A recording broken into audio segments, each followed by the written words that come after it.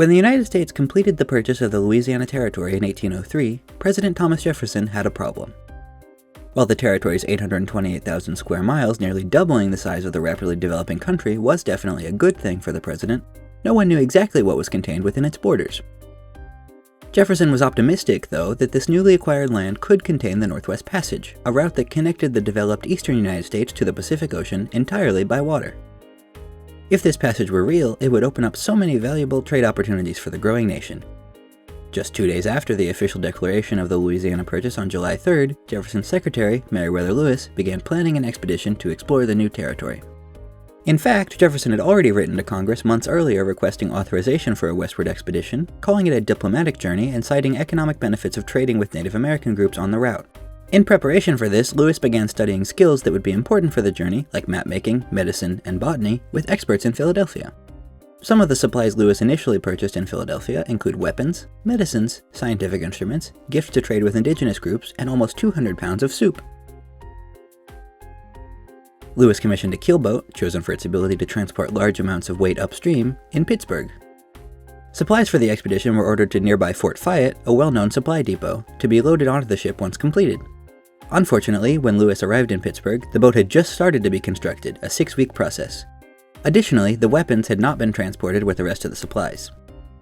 Despite these delays, Lewis was able to depart from Pittsburgh at the end of August, collecting more provisions as he traveled alongside soldiers from a nearby army barracks who had joined the expedition force. Perhaps the most influential recruit from this journey was Seaman, Lewis's Newfoundland dog. Seaman would be the only animal to join the expedition. Shortly after the public announcement of the Louisiana Purchase, William Clark accepted Lewis's offer to become co-leader of the expedition, and began recruiting men to join. The primary qualifications for the Corps of Volunteers for Northwest Discovery were hunting ability and survival skills. Clark took his men to the confluence of the Mississippi and Missouri River, where they established Camp Dubois. The camp was established on the Illinois side of the river due to a treaty that prevented the Corps of Discovery from entering the newly acquired land until the purchase was finalized in March of 1804. Throughout the winter, several groups visited Camp Dubois, including French settlers and Native Americans, often trading with the Corps and sharing information about what lay ahead. While Clark was learning from visitors at Camp Dubois, Lewis's primary source of information was the Cahokia Courthouse. Letters to and from President Jefferson went through the post office in Cahokia, and John Hay, the postmaster, shared his knowledge of the upper Missouri River and its people with Lewis. James McKay, a trader operating out of Cahokia, provided a map he had made after a 1795 expedition his assistant, John Evans, had taken up the Missouri River. This map included information provided by the indigenous people in the area. The McKay-Evans map would prove incredibly useful in the early days of the expedition.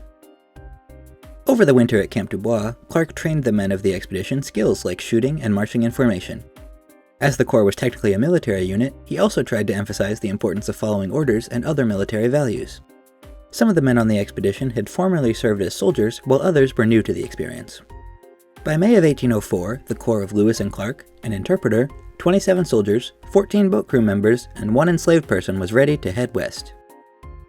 The Corps of Discovery departed on May 14, 1804, ready for whatever may lie in store in the newly acquired American West.